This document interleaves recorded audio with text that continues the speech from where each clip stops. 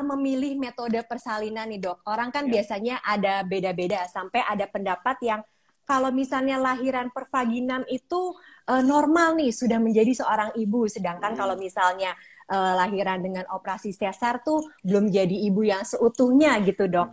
Nah kalau untuk dari sisi kedokteran gimana sih dok menanggapi hal ini? Mana yang lebih superior? Jawabannya tidak ada yang Ya. lebih superior.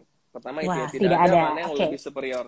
Karena Oke. dua-duanya adalah perjuangan si ibu dalam melahirkan anak. Betul. Persalinan normal ada resikonya, resiko terhadap si ibu dan si bayinya. Persalinan sesar pun sama, ada resiko terhadap ibu dan bayinya. Jadi pertanyaannya semuanya sama, karena persalinan nggak ada cara lain tuh, cuma ada dua, lahir Ya. normal atau lahir sesar gitu. Jadi semuanya nggak ada yang mana lebih baik, mana lebih aman, lebih nyaman, nggak ada. Semuanya Nggak ada. sama-sama penting buat si bayi dan ibunya, dan semuanya bisa menjadikan ibu seutuhnya buat saya ya. Nah nanti kita pasti akan bahas satu-satu nih terkait dengan persalinan sesar dan persalinan normal gimana. Tapi saya tuh selalu sama. Jadi kalau saya sering banget ya dokter selalu ditanya gini nih mbak, dokter itu pro normal apa pro sesar sih? Iya, Itu setiap betul. hari saya ditanya gitu. Dan jawaban saya sampai mungkin pasien yang nonton pada tahu kali, jawaban saya selalu sama bu, saya tuh nggak pro normal, saya tuh nggak pro sesar, saya pro yang aman dan nyaman untuk ibunya dan bayinya. Betul. Gitu. Jadi ada dua nih saya selalu bilang, aman dan nyaman. Nah kayak gimana tuh contohnya, maksudnya gini. Jadi yang pertama aman dulu nih. Jadi kalau dilihat kondisi klinisnya, si ibunya klinisnya baik-baik aja, nggak ada komplikasi terhadap kehamilan yang bisa mempengaruhi kondisi klinis ibunya secara umum, misalnya kejang, tensi tinggi, nggak ada yang aneh-aneh gitu ya, aman untuk kondisi ibunya dan aman untuk si bayinya baik-baik aja, nggak ada letak yang melintang. Kalau melintang gimana mau lahir normal? Kalau harus normal kan harusnya gini nih, betul. lahir gitu. Kalau lintang gini gimana mau lahir normal? Jadi kan nggak bisa. Contohnya gitu. Atau plasenta nutupin jalan lahir ya, itu kan jadi juga nggak aman, untuk nggak bisa untuk persalinan normal. Jadi keamanan dulu yang pertama. Oh ternyata dua-duanya aman nih. Buat si ibunya aman, nggak ada apa-apa, si bayinya juga aman-aman aja. Berarti pilihan persalinannya bisa saja untuk lahir normal. Gitu. Nah yang kedua baru nih nyaman. Nyaman itu kan setiap orang tuh relatif. Ada contoh ya, saya punya pasien ya, mungkin semua pada tahu deh, ada namanya Bu Citra Kirana, di contoh nih, saya selalu kasih contoh itu karena semua orang tahu. Jadi dari awal ketemu saya tuh, dok saya tuh trauma banget. Kalau saya lahiran, saya di sinetron aja, kalau saya acting lahiran normal, saya tuh deg-degan. Kalau saya ada di posisi itu. Jadi dari awal ketemu tuh nggak ada sedikit pun ngomong kalau saya mau lahiran normal, karena secara nyaman dia sangat takut, traumatik gitu. Tapi ada juga pasien saya banyak yang saya semangat banget tuh lahir normal, jadi secara psikis pun juga nggak ada problem, karena kan biar gimana pun juga si ibu harus bisa mengafirmasi dirinya bahwa saya bisa gitu. Jadi kalau misalnya secara aman oke, dan secara kenyamanan ibunya juga oke, maka itulah jalan persalinan gitu deh. Nyamannya mau lahir normal ya kita jalankan lahir normal selama tadi itu pemantauan yang ketat dan semuanya baik-baik aja. Tapi kalau ibunya, dok saya trauma banget, saya nggak bisa ini dan seterusnya, di luar adanya komplikasi yang lain ya, dan ibunya memilih, dok saya udah deh dok, saya nggak berani, saya maunya sesar aja. Ya kalau buat saya itu adalah privilege, hak yang dimiliki oleh si ibu dan pasangan, keluarganya untuk memutuskan gitu. Jadi semuanya sih sangat fleksibel, yang penting edukasinya jelas, diskusinya harus jelas, dan ibu harus banyak bertanya sama dokternya biar dijelaskan.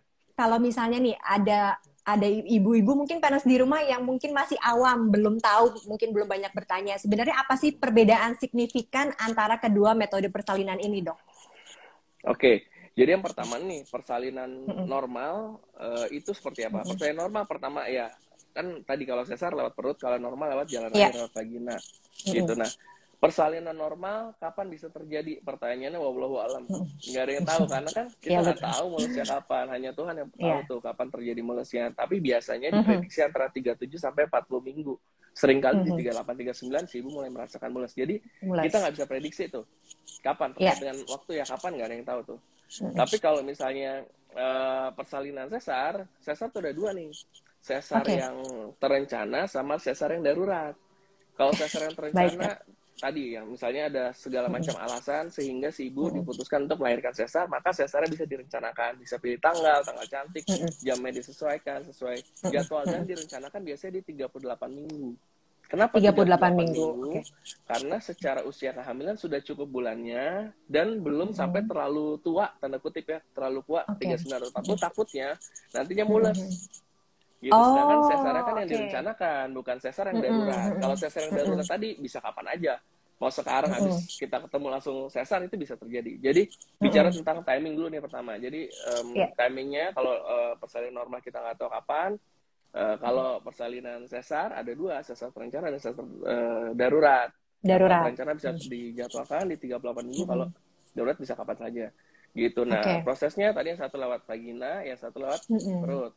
Gitu. Proses pemulihan itu sekarang ya 2022 tuh saya udah selalu bilang sama pasiennya, dua metode ini bisa menjadi metode persalinan yang nyaman buat ibunya. Yang ditakutin apa sih? Misalnya persalinan normal kan takutnya nyeri. Iya, betul gitu. Dok. Karena mulusnya kan. Nah, sekarang ada metode namanya ILA. Jadi dikasih anestesia di punggung seperti kalau orang mau sesar. Mulusnya ada, tapi nyerinya tidak ada sama sekali. Gitu. Jadi ibunya bisa ketawa-tawa tuh sambil ngedan, Bu.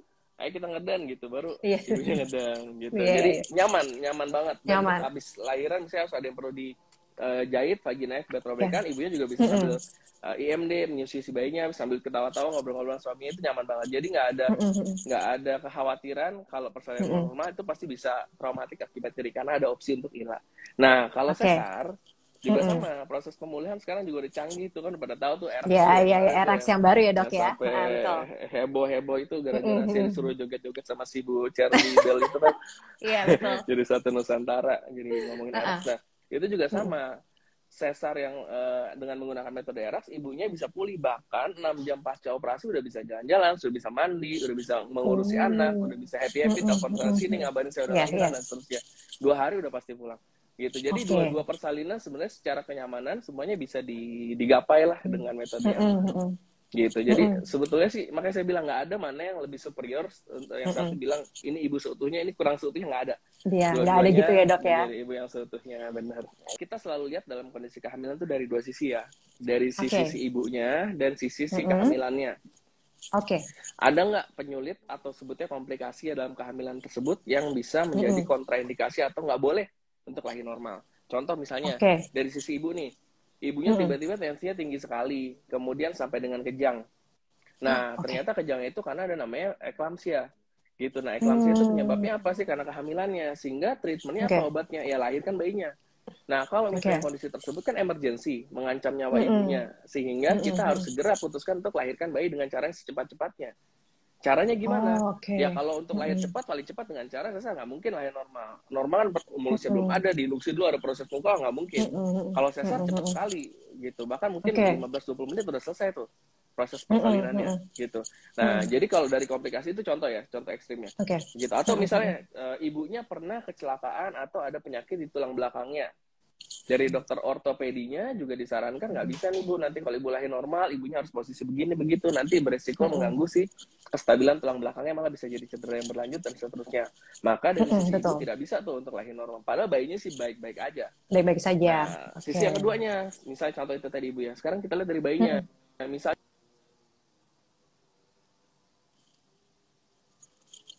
itu, tapi si bayinya ternyata beratnya contoh ekstrim 5 kilo. Nah, udah besar. Bayinya gede banget. Nanti gede banget. Dan panggulnya juga nggak bisa otot-otot panggulnya melebar dan sampai dengan cedera dan seterusnya. Atau contoh sederhananya lagi plasenta. Plasenta itu nutupin jalan lahir nih. Gitu. Kalau nutupin jalan lahir kan ya pintunya ketutup, ibaratnya ada pintu terus ditutup sama kasur gitu ya kan, nggak bisa lewat juga. Nggak bisa lewat. Jadi mau harus cari jalan yang lain. Atau misalnya posisinya lintang bayinya. Gitu. Jadi banyak pertimbangan yang harus dilihat dari dua sisi. Karena kehamilan bicara dari dua tadi, ibu dan bayinya. Kalau semuanya baik-baik aja, maka opsi untuk persalinan normal bisa menjadi pilihan.